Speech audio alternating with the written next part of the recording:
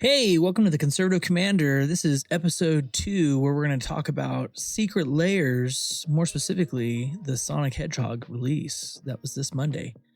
And it was surprisingly good. Did Wizards of the Coast fix Secret Lairs? That'll come next after our sponsor. Before we get started, we want to thank our sponsor, AVALOS Creationz. They are a 3D printing company that can make anything you can think of. If you have anything you're interested in and you don't see it on their site, which you can find them on Etsy and TikTok, they want you to contact them and let them know what it is you're looking for, and they will work with you on trying to make that happen. They can do anything. I just got a dice tower and it's really cool. They did a great job. They fixed things I didn't even think about that should have been, bigger, and they just really know what they're doing over there. So I just really want to encourage you to check them out. They're good people, and they really want to just do the right thing for you and get your goal accomplished. So links for their sites on TikTok and on Etsy are below, and I hope you give them a chance. So thanks again to AVALOS Creationz for sponsoring this video. Also, I want to remind you, don't forget to, you can find us on X and TikTok. You can also find us on YouTube or Rumble, depending on what platform you're watching us on now. Subscribing to our videos really makes a big difference, helps us out, and we really appreciate it. The Sonic Secret Lair was released a few days ago, and it was not what I expected my experience to be. It actually was almost enjoyable, and I haven't had that experience with Secret Lairs in a while. I live on the West Coast, so Pacific time for me, that was 9 a.m. when the Secret Lair started. Normally I'm like right on it. I am ready to jump, get in line right at 9 o'clock when it opens and try to get as best a slot in line as you can get. But life was crazy that day. I had a lot of stuff going on with my family, and I really just spaced out on it. So I ended up not getting on until about 45 minutes after 9. And honestly, I really didn't think I had any hope of getting anything, at least not anything I wanted. But I figured, I'm just going to give it a shot. I'll throw my stuff in there. So I just grabbed something real quick, threw it in the cart. It wasn't even what I wanted, but I didn't really think I was going to get what I wanted, so I just wanted to see if I could get through it. I didn't even realize I hadn't logged into my account or anything, so I was on there as a guest, and, it's just normally I line up all that stuff so that it's all ready to go. It makes sense to expedite the process, right? Because you're trying to make sure you don't have any hiccups. You don't want to give it any reason to not let you go through with the transaction. I made it to the checkout at 11:50, so about 2 hours. And when I got there, I had some hiccups trying to fix my cart to put things in it that I actually did want to buy. But I did get it working, and I was able to buy what I wanted, which was the Sonic, let's see right here, the Supersonic Bundle Foil Edition, right? I guess it's this one. So I was kind of surprised. The only thing, so they were sold out on the complete bundles, right? The real big ones, where it's like 2 of everything and all that. But I didn't care. I didn't want those anyway. And then the other one that they were getting low supply on was the Secret Lair that had the Sonic the Hedgehog soul ring in it. The foil edition, not the regular. They didn't say it, said it was there, it was fine. But the one with the foil soul ring Sonic was low supply. That's it. Everything else was still there. So my experience with being able to access Secret Lairs, in the beginning, I started with Bitter Blossom. I don't know if you guys remember that. It was kind of like the first real Secret Lair, when they started putting them in the black box. I think the My Little Pony The Galloping came out before that for the charity thing that they were doing. I don't remember the charity, but I didn't get that. I thought about it, but I didn't get it. Wish I had. But I did get the Bitter Blossom, and I'm pretty sure that was the very first one. And I remember buying it. It was easy to buy. I remember it didn't seem to take too long to get to me. And by that, I mean, I want to say I had it within 2 months, and I really think I had it faster than that. But it was a long time ago, so I really just don't remember. Over the years, Secret Lair has gotten, obviously, most of you know, bigger, and there's more of them, and they're more frequent, and they're more expensive, and now there's like different options of like this Secret Lair has non-foil, foil, surge foil, your mom foil, you know, it's got every, you know, there's just a lot of different options. Well, it's almost gotten to the point where maybe Wizards of the Coast couldn't manage it, right? Because they started having an issue with getting the orders to people in a timely manner, right? And then it was all print to demand. And I really miss that. I miss print to demand because we didn't have to deal with having the issues with getting the Secret Lairs. But it did start to take excessively too long to get the orders. So, you know, they're trying to figure it out. I think I can see that, but just, it's been a frustrating process.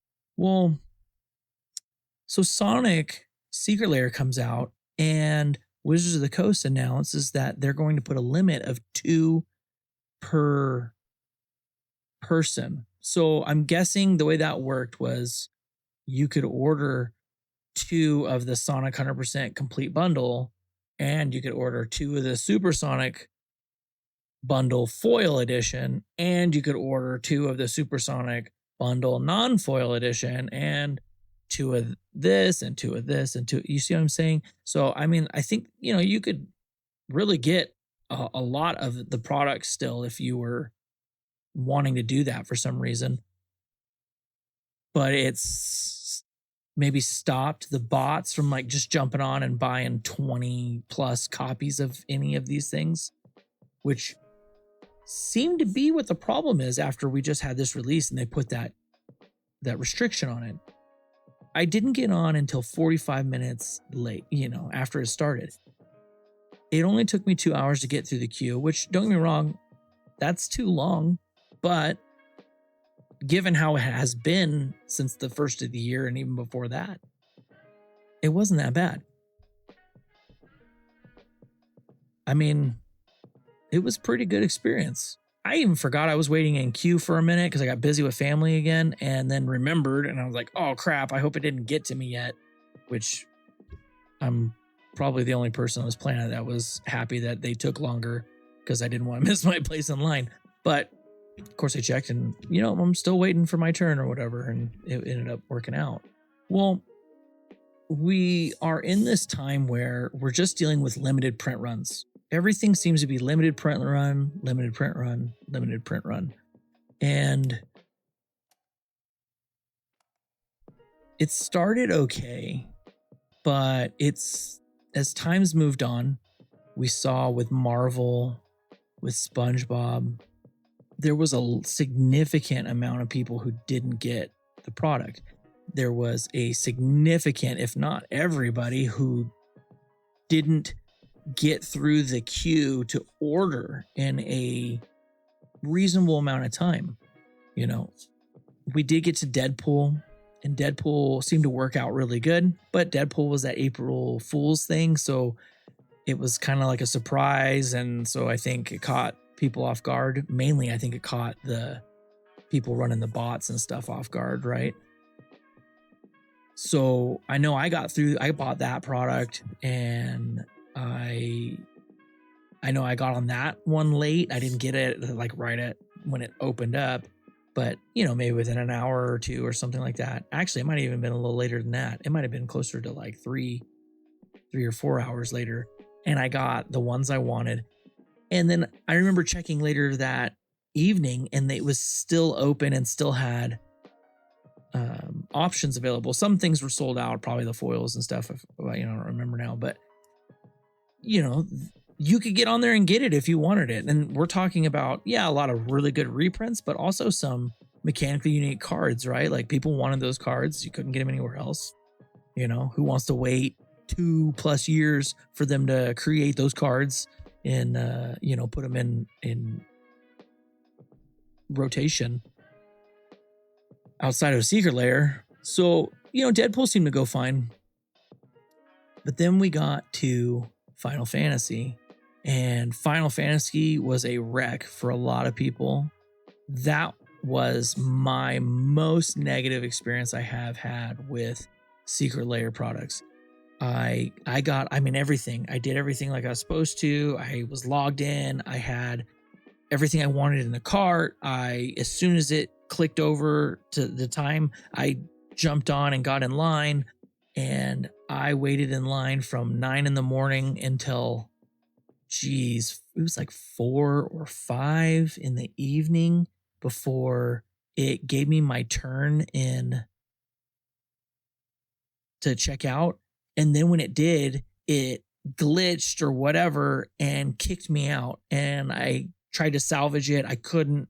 So I did all of that to just have to go in line again. And I'm like, at this point, I had already been following people talking about how, this is sold out and that's sold out and this is sold out and whatever. So I was like, I'm done. I'm not even going to try. It wasn't even for me. Don't judge me. I don't play Final Fantasy. I'm sure it's great. I just never got into it. But my kid, she really likes the franchise, and she was really excited for the product. She's played Magic with me, for a while, but the last few years she hasn't really been into it like she used to. But she was really excited about this product, so I was like, oh, of course I'm going to try to support, that if she's interested. So, she got some of that stuff for her birthday, the sealed stuff. But I was thinking, hey, the Secret Lair is coming out. Maybe if I can get this, I'll put it away and give it to her for Christmas. That sounds like a great Christmas gift. No Secret Lair Final Fantasy for her, right? I couldn't get it.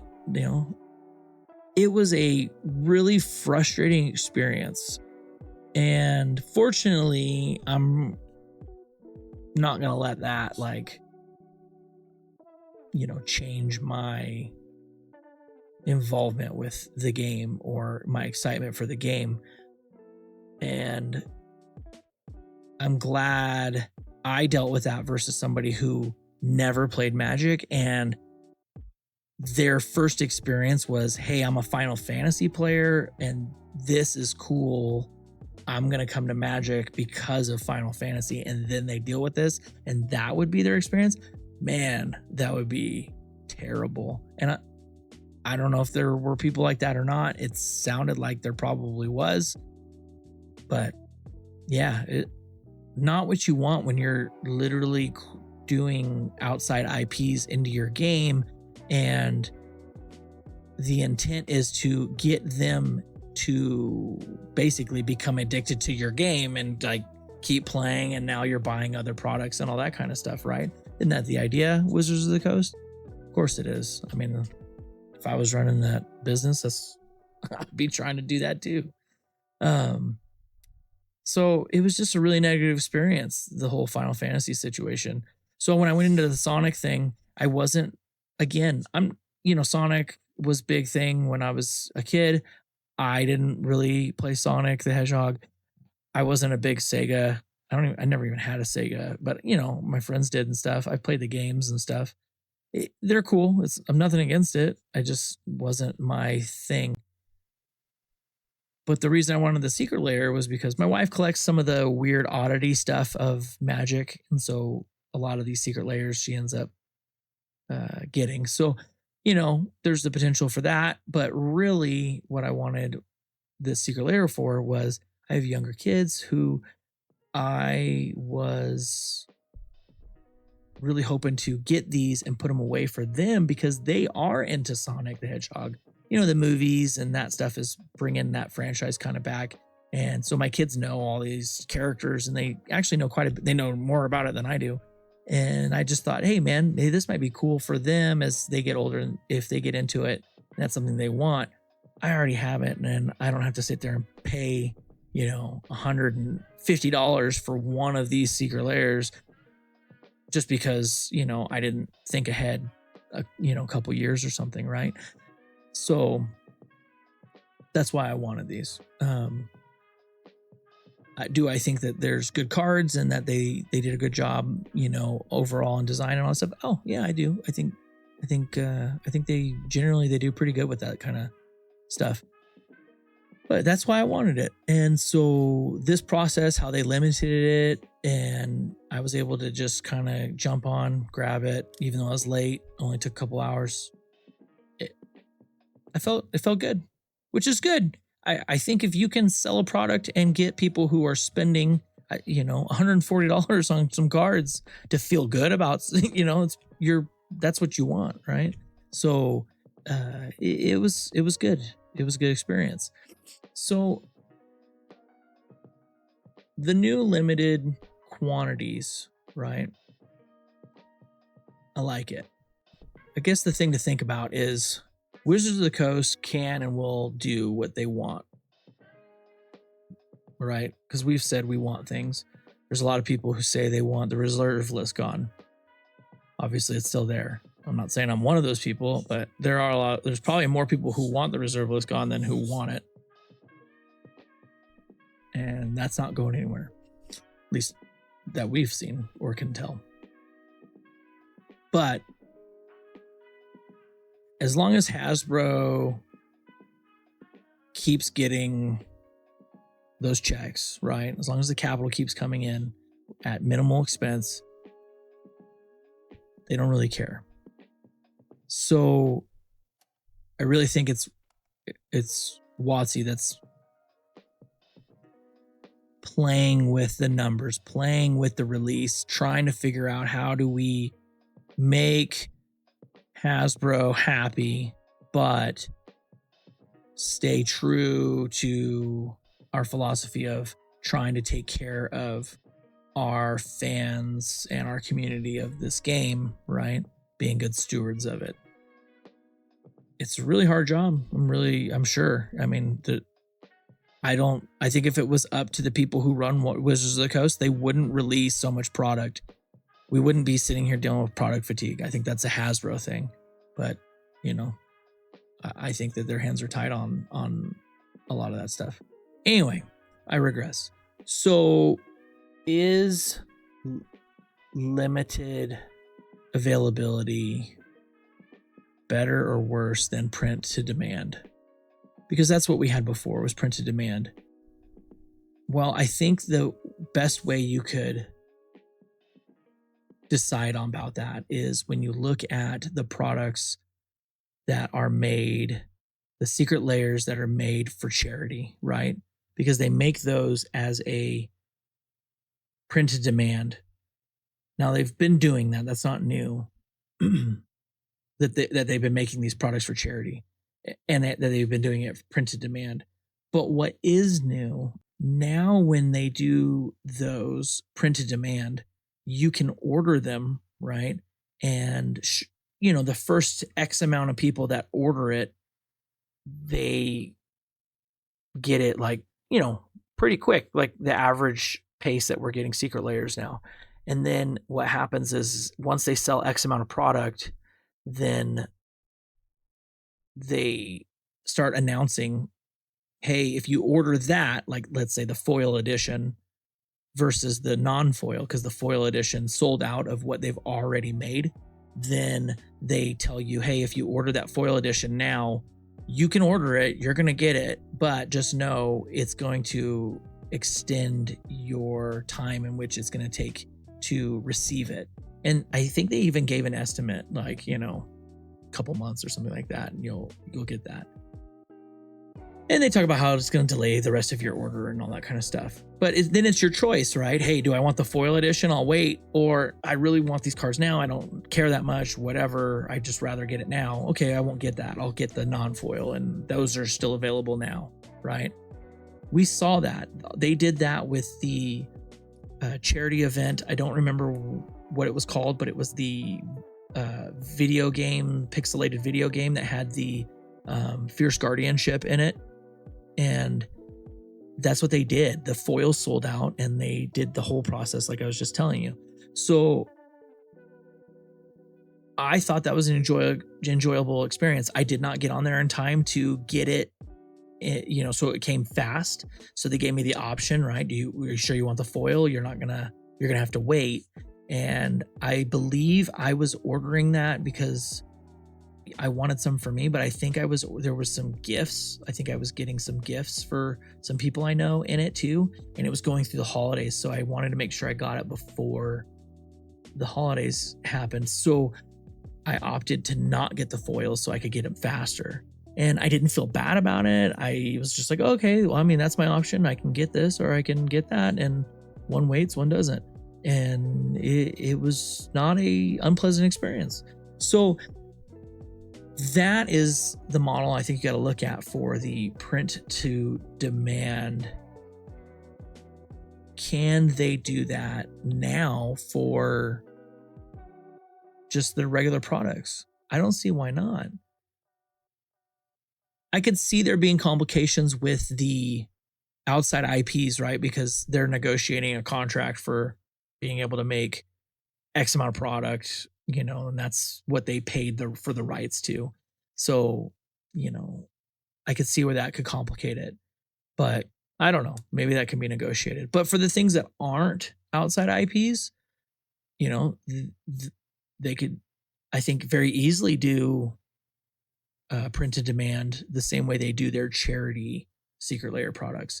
It really seems to be the best way to do it for customer satisfaction. And, I find myself ordering the most when it is those charity products. And, there's a lot of factors to that. It's cool that, you're giving money to these organizations. They usually put, I would say that they usually put pretty good cards in there that make you want to purchase them. Those Fierce Guardianships were really nice to grab, and there was a lot of good cards in there. But those were, Fierce Guardianship's expensive card. I mean, that paid for the Secret Lair plus a few bucks. So we want everybody to be able to have access to the products, right? If they want to purchase them. We don't want to get into a point in the game where, because of the ability to click a button faster than another guy, you have this advantage in a game. I mean, that's a whole nother conversation, but I think you understand where I'm coming from. The other thing is not having to wait an excessive amount of time to get the product, right? Even when you do print to demand and you had to wait 3 to 5 months, like I really didn't mind that, If anything, it was like, oh, okay, cool, I got something, something to look forward to coming in the mail, Is that a long time? It's definitely a long time. I definitely liked how they did it back in the winter when they did that one with the Fierce Guardianship. It was pretty fast. I think we had them within like some people had them like within a week of ordering and stuff. Like that was amazing. And then if you ordered outside of the allotment that they already had ready and you had to wait for them to make more, it was still like, I don't know, a month and a half. So what, they've done spoilers for 2 sets in a month and a half, right? It's pretty short. So clearly Wizards of the Coast is listening to the community. Okay. I think that they are. I think that they're trying. I think it's complicated. I don't think it's an easy thing. I think that the hope for the future of Secret Lairs is is pretty good, but time will tell. We'll see what happens next. And, you know, that's just what we see on their end. How did it work for them? Did they still check the boxes they needed to check? I guess we'll find out with the next Secret Lairs as they start doing those, if they keep that model of a limit of 2 or not. That's what we should be watching for. And if they do change it, what do they change it to? How do they change those processes? Time will tell, you know, but I think it appears to be heading in that direction, and, you know, maybe that's a good thing. So there's definitely those that think that, you know, this could be a negative thing. It could be hurting, you know, some people.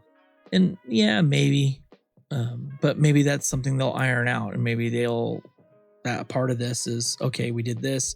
Now, next time they're going to limit it to 4 per person or something. I don't know. That's what I mean. We have to just really watch and see what happens. But I think that it went good, and I think that Wizards of the Coast might have found themselves at the point where they can see themselves positively moving forward out of this issue that they've been having with people being able to get the product or not. And that's definitely good for everybody.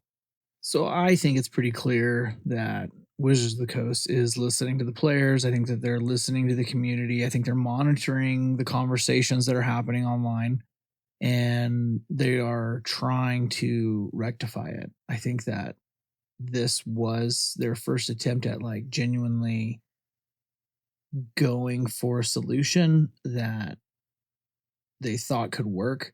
But like everything, did it check all the boxes that they needed it to check for not only us as the consumer, but them as the supplier, right? They have, things have to be efficient, things have to obviously be profitable and all that. And I don't see how those wouldn't be, you know, I don't see how those are problems, you know, like I mean, they sold everything, but I'm just saying there's things we don't know, right? But they're definitely responding to the conversation that's happening. So that's going to be it for this episode of the Conservative Commander. Thanks for hanging out with us. Don't forget to like and subscribe and follow us on our social media. It really helps the channel out a lot. And remember, everyone is welcome to the gathering.